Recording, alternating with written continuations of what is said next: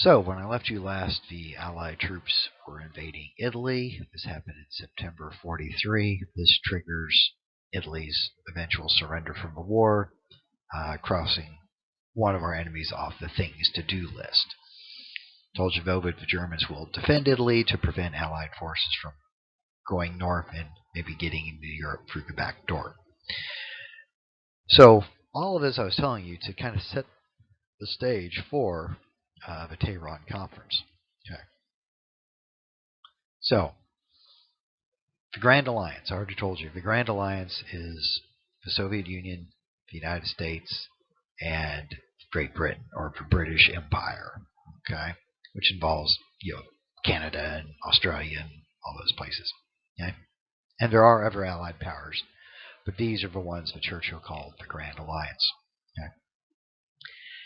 Now, I've already explained to you that Churchill and Roosevelt had met several times. Churchill and Stalin had met once, and then underlings, lower-level officials had met, on various occasions. Okay, so there's a lot of interactions between the different Allied powers as they try to sort things out.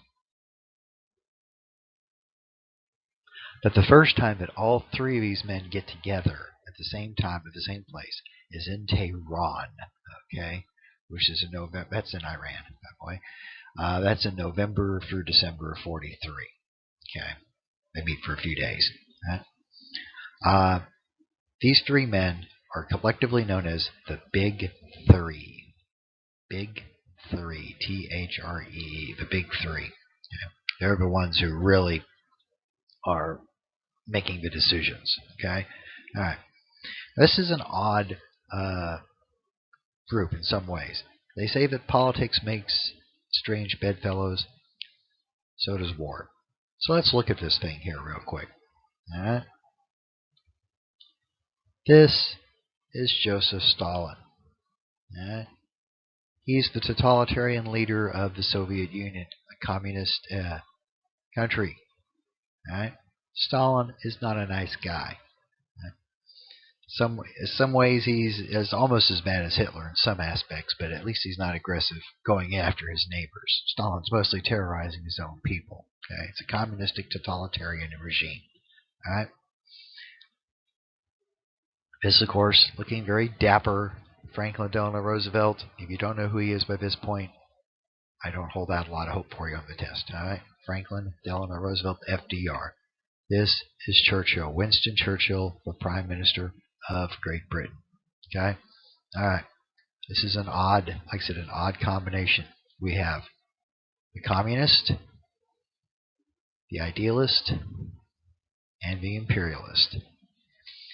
Each of these men have different goals and aspirations and things of, what the world could be, or what they want to do. Stalin, of course, being a communist, would like to spread, communism throughout the world at some point, although his immediate concern is defeating Adolf Hitler.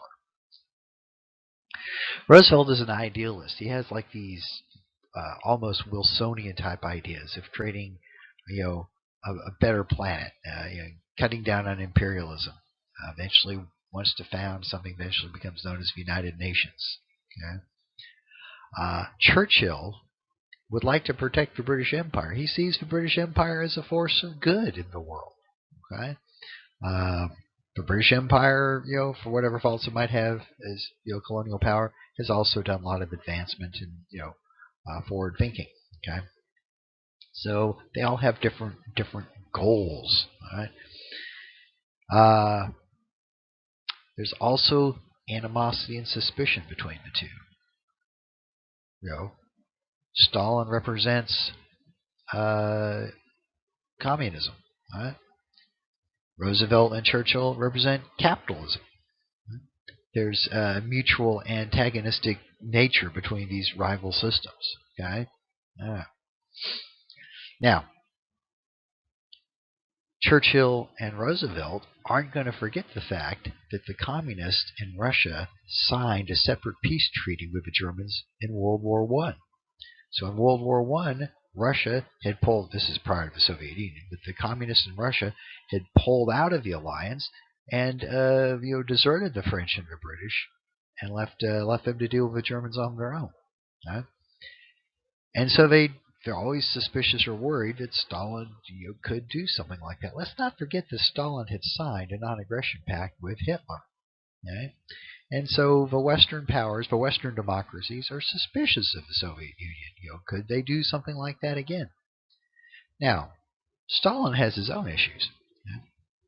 His country is dealing with the brunt of the German military. I mean, the majority of the German military. Okay,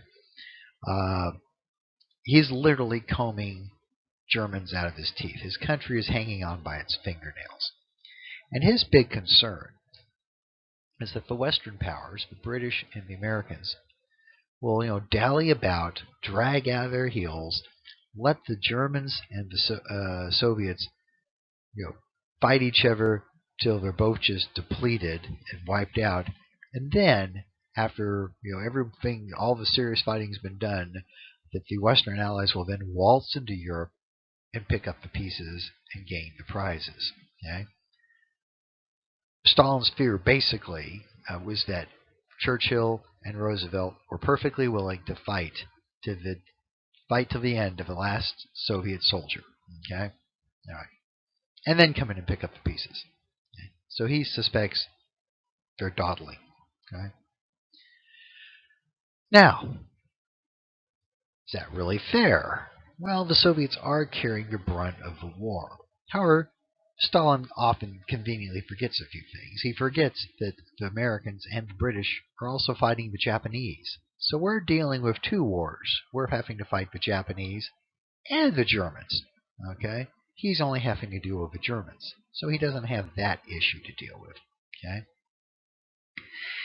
He also underplays the things the Americans and British are doing. I mean, we are having to fight to get troops across the Atlantic, and we're fighting the U-boat menace in the Atlantic. Okay, we then do invade Africa, so we're killing Germans in Africa. Then we're in Italy.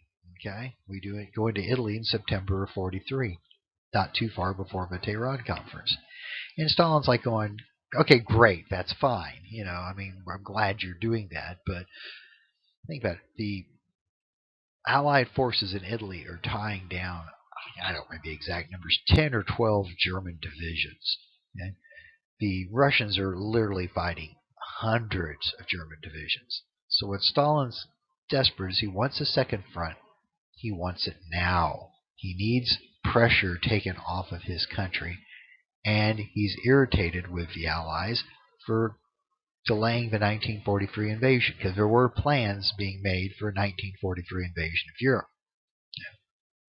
But the problem is, we just felt we didn't have enough, supplies and manpower ready to go. We weren't ready yet.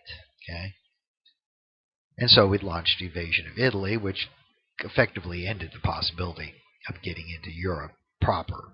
Okay, in 1943.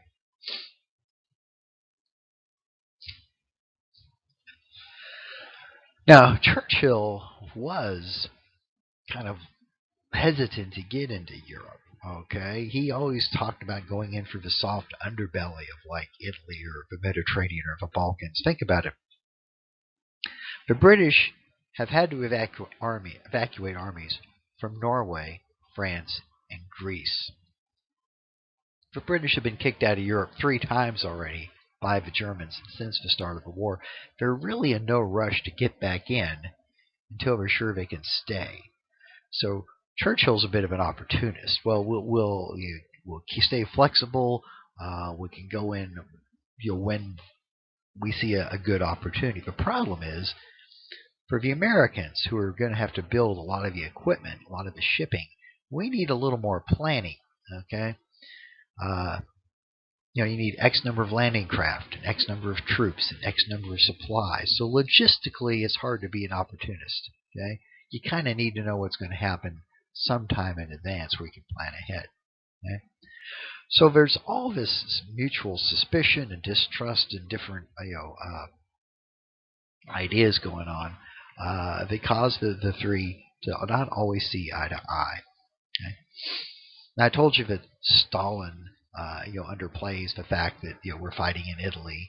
I mean, sure, that's great. You knocked the Italians out. Thank you, but I need something more than that. And he kind of forgets about the Japanese thing. There's also another thing we're doing against the Germans. I'll mention kind of in passing. That is working. Let me erase these red squiggly lines. All right. Now Stalin's kind of an old school, fighting as men on the ground, slugging it out with rifles and bayonets. There is kind of a second front going on, in addition to the one in Italy. Okay, it's not a traditional type front, that's what we're talking about, and that is the Allied aerial bombardment of Germany. Okay, now both the Royal Air Force, that's the British Royal Air Force, and the American Army Air Force, now working out of England, by 1943 are doing massive bombing raids against Germans. Okay, against Germany. Okay? Now, a lot of this has been worked out at the Casablanca Conference back in January of '43, where this is one of the issues that the Americans and the British had to sort out. I won't bore you with the details. But what they work out is the British have a different doctrine. They bomb by night. Their bombers are bigger. They carry larger bombs. They carry more bombs. The British have learned that operations in daylight over occupied Europe are extremely hazardous and take massive casualties. So they bomb German cities at night. Now this is not nearly as accurate, all right? But in theory, what they're doing is trying to hit targets, but they're basically just kind of bombing cities. Okay? The Americans, though, have a doctrine of high-altitude precision bombing of industrial targets by daylight. Okay? Our planes don't carry as many bombs as the British. They can't carry as big of bombs, but they have a highly developed bomb sight and highly trained crews, and our planes are much more heavily armed than the British planes. And so our idea is we'll bomb by day, and we're trying to hit the industrial targets that feed the Nazi war machine. Okay? Tank factories, airplane factories, oil refineries, everything that the Germans need to wage war. Okay? So at Casablanca, the British were trying to get us to switch to night bombing because they predicted our losses would be too high, but the Army Air Force stuck with it, insisted on the day, and the idea they came up with was around-the-clock bombing, okay, which kind of lit Churchill face a fly. They thought, not fun, but a smile. Yeah, we won't give these guys a rest.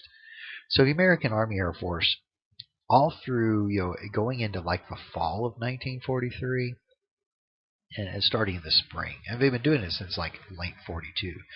As they get further into 43, they're literally sending sometimes hundreds of bombers a day out against Germans. Okay? Sometimes taking very, very heavy casualties in the process.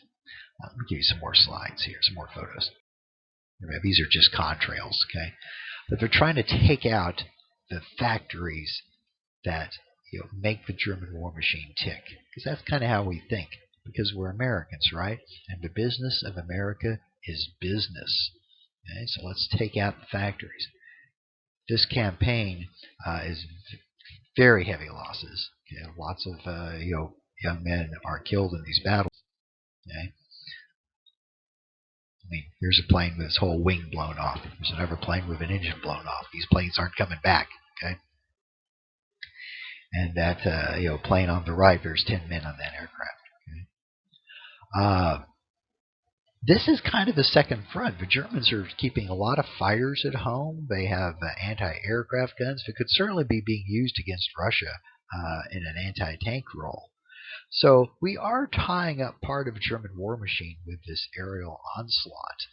But it's not the kind of traditional front that Stalin's really looking for. But the only reason I'm saying this is think about it. In 1943, we're fighting the Germans in Italy, and we're fighting them in this skies over Europe.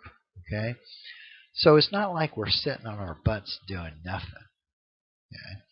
But Stalin certainly does need a second front, and this is one of the things he's talking about at Tehran. I need this, I need this, I need this. We're coming up on the time limit, so we'll stop this and pick up here in a minute.